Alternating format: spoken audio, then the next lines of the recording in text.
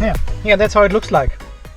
So Korean girls sitting in front of heaps and heaps and heaps of food and eating the hell out of it. And they're talking all the time long with their mouth full and everything. So mukbang, look it up, you'll love it.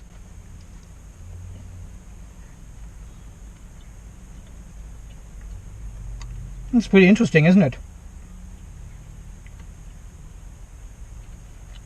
Yeah, I thought so too.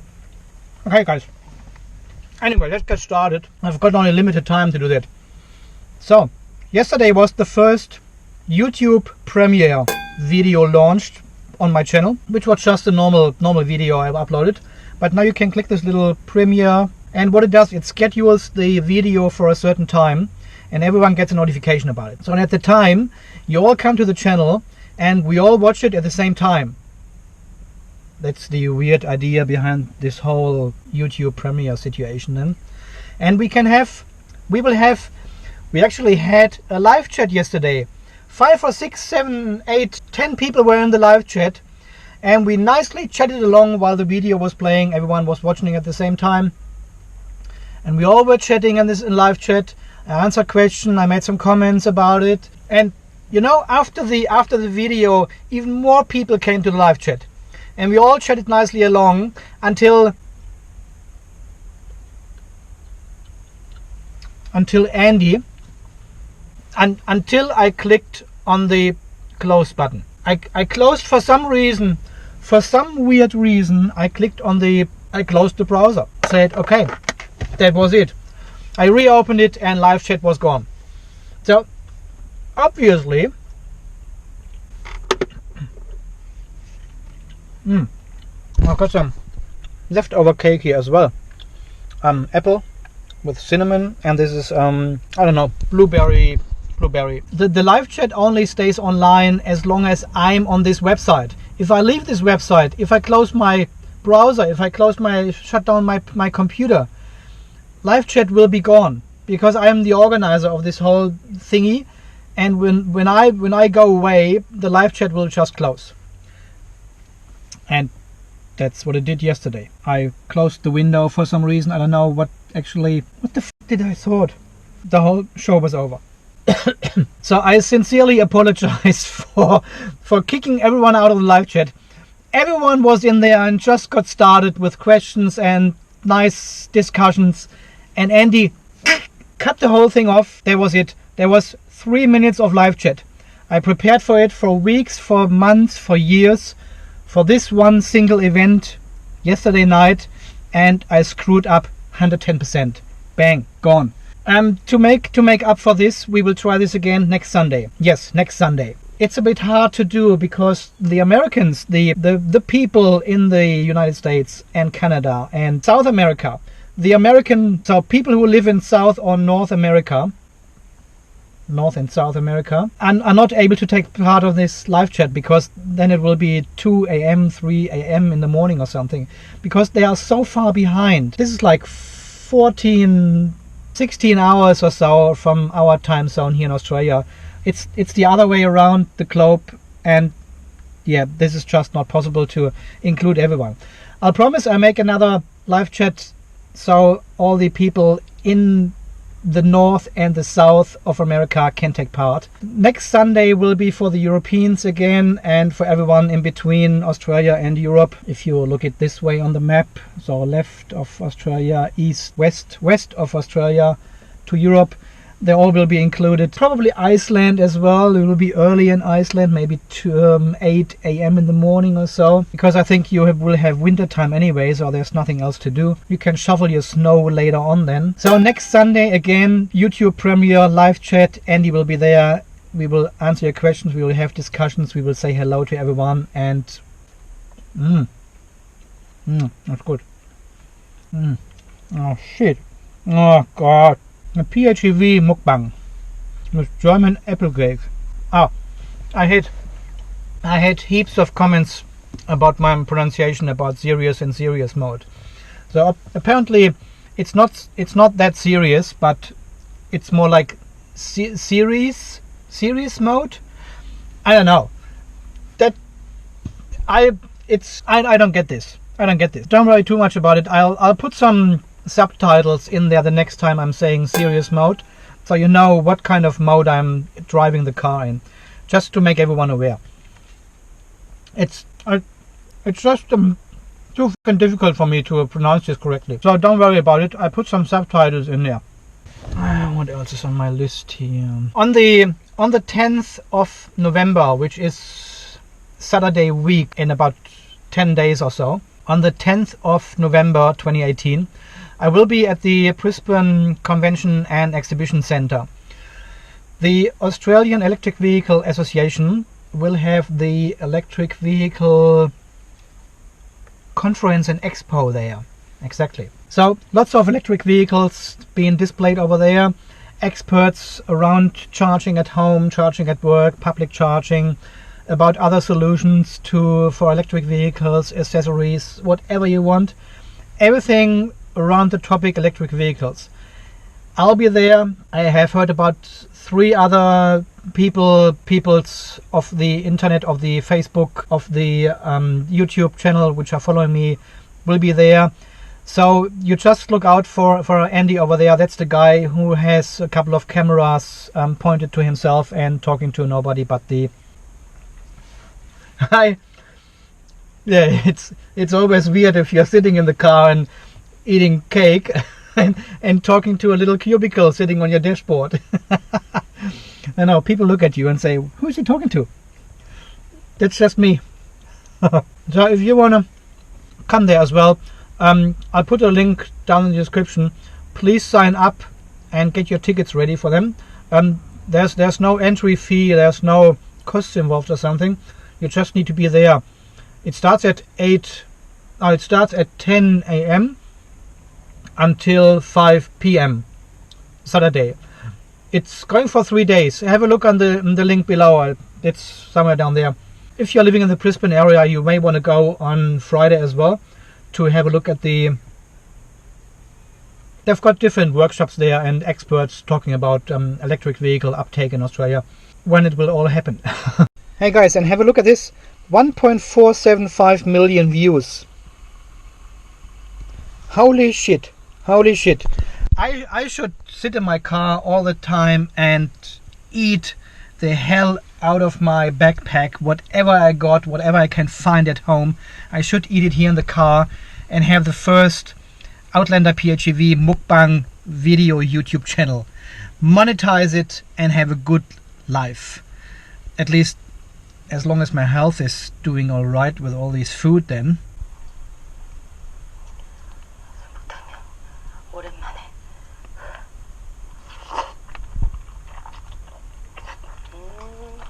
Holy shitty.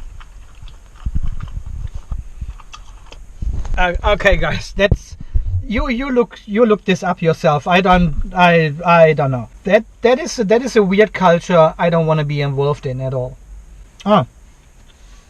And then tomorrow, it's supposed to be today, but tomorrow, it was supposed to be actually last week, but then she didn't have time, and then we said, okay, we do it today in my lunch break. But then she said, no, I haven't got time today, can we do it tomorrow? So it's tomorrow. I will have a telephone call, a conference call with Mitsubishi in South Australia, Adelaide, and we will talk about the battery issue and how we proceed from here. We've got this secret forum, this closed forum. We are 17-18 members in there, and basically everyone has got this battery issue, a premature degradation of the battery. And because we've got this strong commitment from Mitsubishi saying the battery is not degrading more than 20% over the lifetime of the vehicle. Well, we are all in the same boat, so we're sharing the information there and making plans to go forward and get this sorted with Mitsubishi and what they come up with. It's a fairly strong commitment. So, and also, what are people doing when they are at 81% or at 80% now, and they are a little bit over the threshold, and they can't really claim anything with their dealerships and Mitsubishi? What's happening in the future with these guys? because there will be more and more people coming. So Mitsubishi needs to deal with all these people as well, which is not so much our problem, but it will come towards Mitsubishi as well. So we've got we actually, okay, I think that was it. Oh, I've got an apple. So at the moment we've got an offer from Mitsubishi to rectify, resolve, fix the Outlander PHEV battery issue. I don't want to, where are you, my apple? I don't want to spoil anything here. I don't want to disclose too much information. We haven't worked out how we actually publish this information now, and I would like to wait for Mitsubishi to get confirmation from them how we're going to proceed with telling you guys what's going on and how we go from here. Hey, look at this.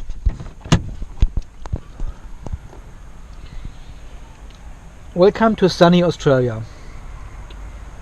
Are you fucking kidding me or what? It's freaking raining for days now again, and we've got showers every day now. And look at this sky. This is October, November weather in Germany. That's how it looks like in Germany. The whole months, November, December, January, February. That's like how it looks like. And it's cold and disgusting and wet and rainy. That's why we moved. That's why we moved to Australia. Now we've got the same shit here. So yeah.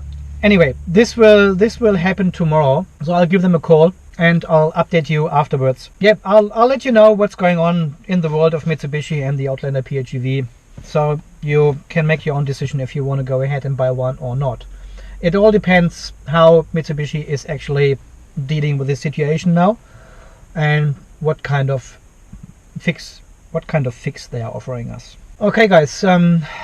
Well, so far the fun part of the news update of the Outlander PHEV Mukbang update news flash. There is some more news, unfortunately, which I have to tell you anyway at some stage. So I probably do it right now then.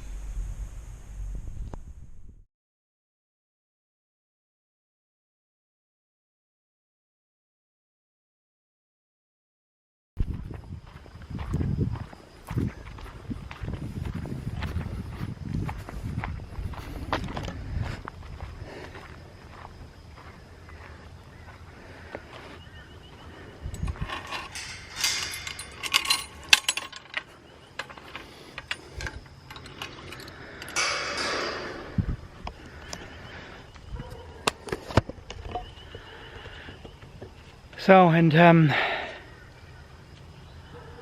when my wife comes every morning to feed the horses here, only Betty and Dave were there, and she couldn't find our little pony Ted.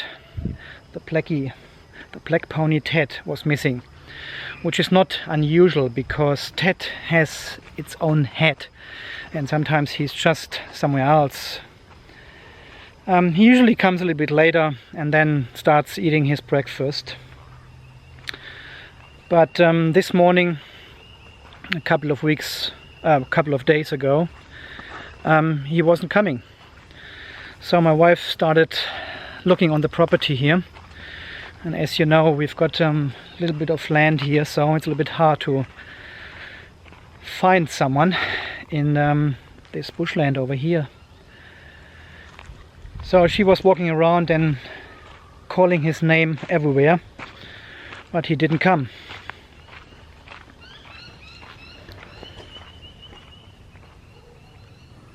And then after a while she could see him over there, just behind the trees, in this area there. Unfortunately he was lying on the ground already and was still alive. So she rang the vet, and the vet took about 30 minutes to get here. And because we thought Ted has got a colic, which horses sometimes get when they eat bad things, like poisoning plants, yeah, horses, they cannot vomit, so it's very hard for them to get rid of when they have food poisoning or something. Every other just animal would just vomit and then, yeah, get rid of this stuff, but horses can't do this, obviously. And we thought it's one of the he got a colic and did probably eat something wrong or so.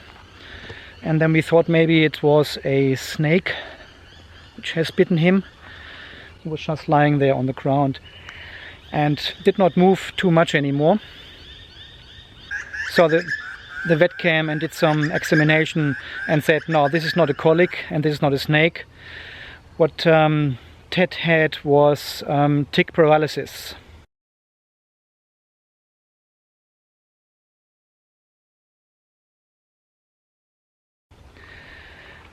So this is a tick here in Australia which is very poisoning, which they usually get in wet weather when the grass is high, and we've got high grass over there as well, and we had heaps of rain in the last couple of weeks, so the grass is coming back everywhere, springtime.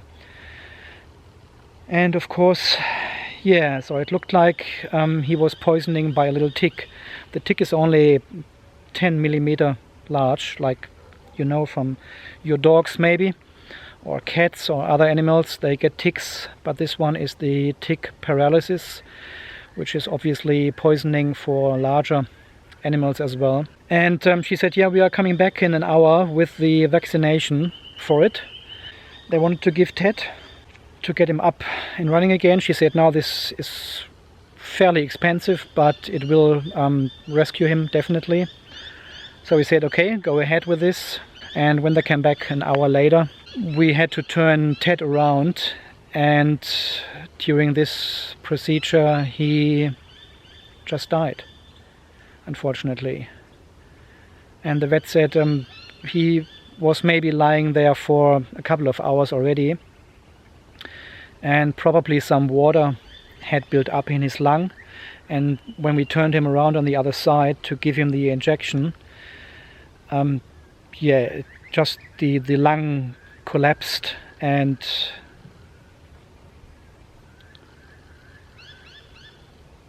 they couldn't do anything anymore.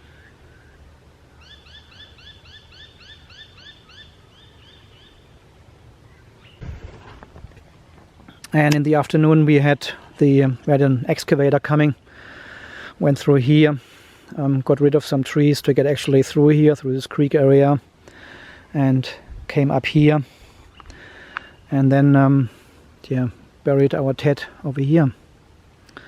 That's where our little friend is now.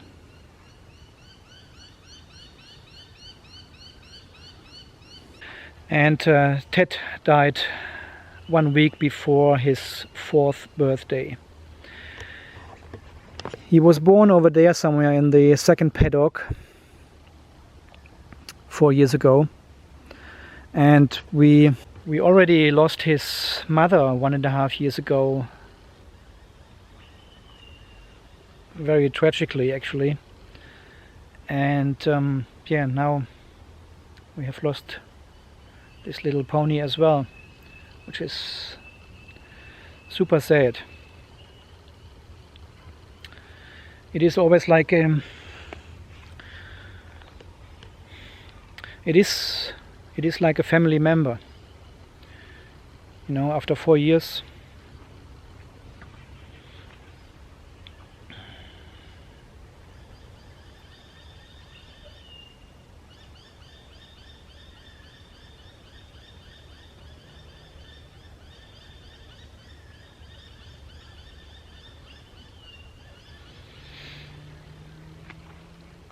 He was such a good and friendly pony.